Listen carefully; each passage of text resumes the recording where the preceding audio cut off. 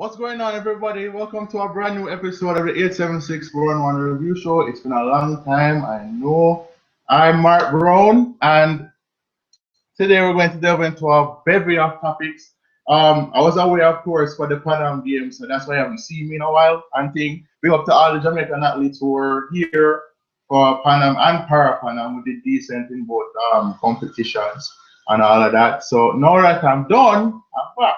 So yes, today we're going to look on the Miss Jamaica World pageant, and as usual, with a beauty pageant, there's always controversy. So we look at that. We're going to also look at Buju Banton. There was a picture of him that came out of him singing behind bars the other day. So we're going to look at how come we don't hear not much song from Buju? How we hear so much from Kartel all the time? Why we don't hear from Buju? And of course, the IAAF World Championships in Athletics is now on. Of course, started today. Everybody I talk about will vote with TN. Is Jacqueline going to, send us into a national day of mourning? All of that. We're going to do a little preview. We're going to do a more detailed review of that next week. But we're going to talk a little bit about what to expect from Jamaicans over in Beijing. But first off, we'll start off with the Miss Jamaica World controversy. Now, me not really to have a thing for pageants, of course, but every year there's always some intrigue with the pageants because of who should have win, who shouldn't have win. This person will look as good as this person. This one person not that intelligent. All sorts of things. This year was a bit different because there, of course, there are 20 entrants to the Miss Jamaica World pageant which happened last week in Montego Bay, and there are a lot of interesting contenders, media personalities. One being Talia Suarez, who is the host of Intense. It didn't surprise me she entered because our co-host Ashley Miller did 2 years ago, and I think reached like the last second round or something like that. So she entered and she ended up winning Best in Tour. She is actually, to me, better looking than Ashley is. So big up herself on that. And then there's Crystal Tomlinson. Now, that is where the controversy lies because a lot of people actually have her as a favorite going in. Of course, Crystal, she's winning Festival Queen in 2013. She's a big media personality there. Stuff like that, RETV, she had her cooking show, and thing I remember. So she's all over the place, right? So she was coming in as the favorite because she had that experience of winning a pageant. She had that experience of, she's very intellectual. She's a good-looking girl, you know what I mean? Like a real natural beauty, right? A lot of people had her as a favorite. But she never even met, despite the fact that she won 3 sectional prizes, the most of anybody else on the pageant. She didn't even make the top 5, which I think flabbergasted a lot of people. Social media got crazy, ape shit over it during the period when that was going on and find out, and they said, how could they not let her through? She was one of the best contestants here, and some conspiracy theories out there that if they let her to the final, she would have easily answered the question and answer section, and she would have won and all sorts of stuff. And it look away still because for somebody to win the most sectional prizes and not reach the finals is a little weird.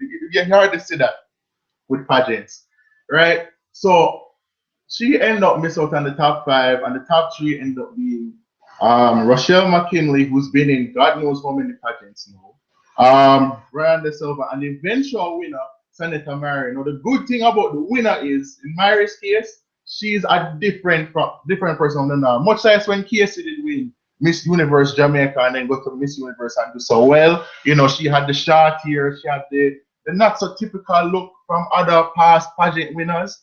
Same thing with this girl. She is a dreadlock girl, you know what I mean? Definite natural beauty and thing. And, she have a different aura about her. She mentors inner city youth and all of those things. So, she have a different feel about her. So at least with the winner this time, it's not the typical, long-haired, really, really light-skinned type of girl. Look like she white, look like she born in a foreign country and all them things there. But the biggest point here, though, is, with Crystal, I think that took the high road. She said, I was expecting to at least be past the top 15, but, congratulations to Sanetta. And Sanetta deserved to win in the end. But I think she said it best when she said the judges have on blinders because they're looking for someone to fit a particular mode, and that opens up the usual conversation of every year when it comes to beauty pageants of what are these judges specifically looking for. Because really, it varies. I don't really know them. I don't really know what their main criteria is. Because okay, you know, you look at skin tone, you look at the walk, you look at all of these things. But you know, intellect, and she also said it herself, like intellect is just a part of the pie, it's not the whole cake, right? And you look at it, I mean, she's definitely of a different mold. You know what I mean? She's definitely somebody, you know, say she's a very smart woman. She carry herself a different way. She have a deep mind. You know, her Twitter or Instagram handle is critical mind, and there's a reason why she call herself that because she's very deep thinking, right? So you look at that and you look at her look, she's a very beautiful woman. Like she has the total package to win. But as we have seen too many times over the years, these Miss Jamaica organizers, whether it be Universe or World, always been looking for, in my opinion, because I think they're I guess a victim of their own successful history, is with someone else that either looking for the next Yendi Phillips or they're looking for the next Lisa Hanna, right? Because if you look at some of the past winners over the years, you know, it's either somebody who like that Yendi, light skin, tall, you know what I mean, have the tone and everything like that. She look like an international person, right? So, you know, if after Yendi, all the success that she had in both pageants, it's like, oh, they have to find the next Yendi. And with Lisa, no, after she won in '93, you know, every now and again, you see winners are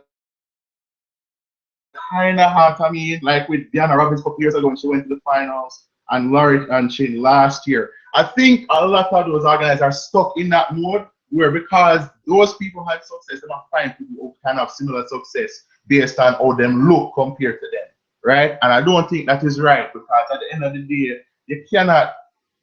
Lightning is not going to strike twice. I mean, it's kind of foolhardy thinking to have that mentality. And I also think, as we always talk about with a controversy like this every year, or how the darker skinned girls don't go farther, and all of that thing. Listen, Jamaica have a classism problem from morning, or a racism problem within their own race from morning. You understand? The mentality has long been that you have to be light skinned and whatever to make it in corporate Jamaica or make it in the world and all them things. That's why so many people bleach. That's why corporate Jamaica think the way them think, and that's why I think some of the organizers maybe think the way they think because they're looking at it from a global standpoint, and so they have to get somebody who look the part, right? And that's why they usually say the long-haired, light-skinned girls win. And to me, it should never be about color. It should never be about class. It should never be about any of that. It should be who has the total package, who has the looks, who has the intellect, who has that confidence where you look on them and say, yeah, that girl can represent us in a way. And I think that is the thinking that we need to adopt if we're going to, you know, if our girls are going to succeed in this thing. I think Sanetta can do well. You know what I mean? She definitely has a lot of those qualities that Krista has from what I have seen and stuff. Although from what I heard, because I only saw the evening gown and the swimsuit editions on YouTube or sections on YouTube.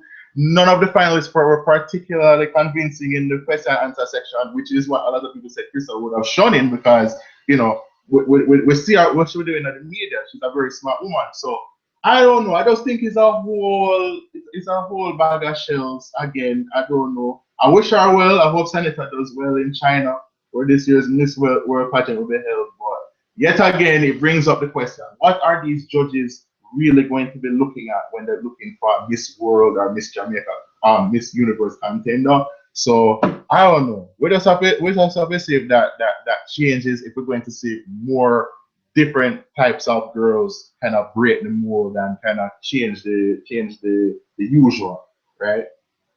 So next up, the other day I came on Facebook and I saw a picture of a picture I didn't expect to see, by the way, of Buju Banton. Of course, everybody knows that Buju still in a prison right now over in Georgia, 10 years on a drug charge and all that, and he won't be out for another 3.5 years. So lo and behold, there's a picture of him in his prison garb singing. Him and a backup band behind him, Jamaican flag to the side.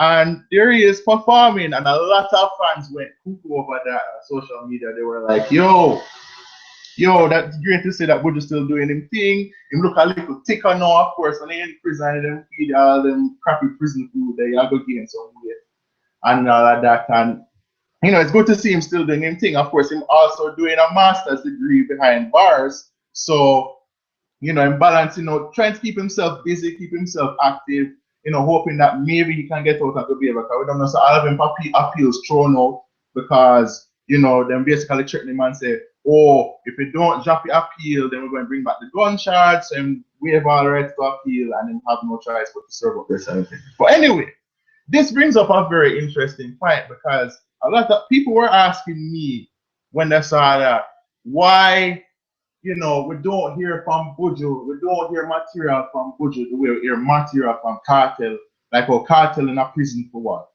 A few years now, in jail for a few years now, and you know, all these songs come out left, right, and center. Now, personally speaking, I actually think all of these producers that releasing all of this content from Kartel after him sentence, after all of that, doing him a disservice. You know why? Because a lot of the song quality since he got jail, you know, you hear like, you know, the pitchy patchiness and you know what I mean, like you know, mixed properly and all of these things. So obviously these were half finished songs that were, you know, them tweak and do all them give them little magic the producers them and put out to the public. And you know, that is, I don't think they're doing him a good service because at the end of the day, you're not putting out the best Kartel material. You're oversaturating the public with all of this material because you know there's such a high demand for him. The people them still love him despite everything where him do. And you know, they want to hear more of him. So it's like them feels, oh yeah, well, still fix it up and put it out there because the people deserve to hear it. You know what I mean? Of course, there's speculation that he has recorded behind bars. That's another topic for another day. But in Buju's case, I found a comment by Donovan Jermaine, one of the premier producers in Jamaica, very interesting because he said he's sitting on tons of Buju tracks right now, tons of them. But the reason he won't release them is because it's more of a quality control thing where fans deserve to hear the best of Buju Banton. Them deserve to hear, you know, Buju, you know, real quality. Because a Grammy winning singer we are talking about, you know, them man there don't let certain things come out unless he is absolute. He's a perfectionist at what he does, right? So I like how he put that because, you know what I mean, you want to give your fans the best of it. Yes, people want to hear him at a high value. But there's a lot of throwback songs that you can listen to. Just like you know, the throwback songs you can listen to Kartel, right?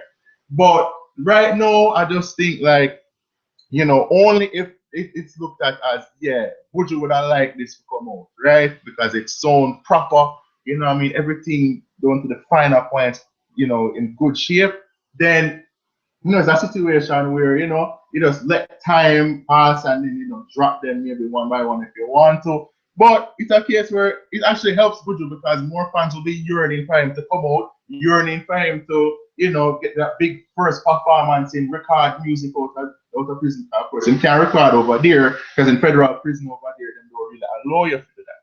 You understand? So it's a serious thing, man. We hope say we'll hear some material from him before him come out, but if not, then it just builds the anticipation so that his return will be a really big, it will be a big occasion in Jamaica. So, you know, we wish Buju the best. We hope him keep doing that in prison to keep him head up because there's still a lot of time to go. So, you know, my root for him, you know. And finally, of course, now is the start of the IAAF World Championships in athletics. Big buzz over it. You don't know how will Jamaica do, how will both fare after, you know, what has been a pitchy patchy year for him and all these things. Now, God knows. For the last 6 months, all I have heard when it comes to both for the most part is, you know, worry, all this anxiety from my people. I talk about, oh, you know, both kind of lose a couple steps and, you know, we don't want to, you know, Gatlin look all good and thing and, you know, maybe can take him this time and, you know, it's just the beginning of the end and all that stuff. To me, all of that is pre-2012 hype all over again. Can you remember 2012 when both And Blake did a go at it, and they have that not so good run at the nationals, and people think, oh yeah, Blake did win 100 in worlds that year before, and beat Bolt, and yeah man, he must can beat him 100 meters. And I was one of the dunce people who fell into that trap. And then when Bolt won the 100 meter in London, I got a very angry phone call from a friend of mine who used to run with Bolt in high school, and basically say, you're a fool for for falling for that and really, and all of that. So, after that, it's like, don't doubt the man. You understand? No, I do admit he has lost some pace, and he's had some injuries this year. He's not running the times that we're used to seeing him run. But I think some of that is him pacing himself, because he's coming off a kind of a dead year for him. Other than Commonwealth Games, he didn't really do anything much. So you look on that and you say to yourself, boy, maybe it's just a case where him just kind of pacing himself for the big occasion, because we don't know so both is made for crunch time. Both is made when they need him most, can always rely on him. But I also think some of this has to do with Gatlin, because for the longest while, Gatlin has been talking and talking and talking, as American athletes tend to do, and talking about how, he can beat Bolt, and how he's getting closer, and all of this chirping and stuff. Bolt hasn't really said much of anything. You know what I mean? He don't even seem that worried, even though he hasn't been on the pace this year. And the way I look at him, I say, maybe it's just Bolt's way of saying, let him have the spotlight, let him have the shine, let him feel that era of invincibility, make him think that him going to be the man, or him is the man already, because him said Bolt are winning and all of that.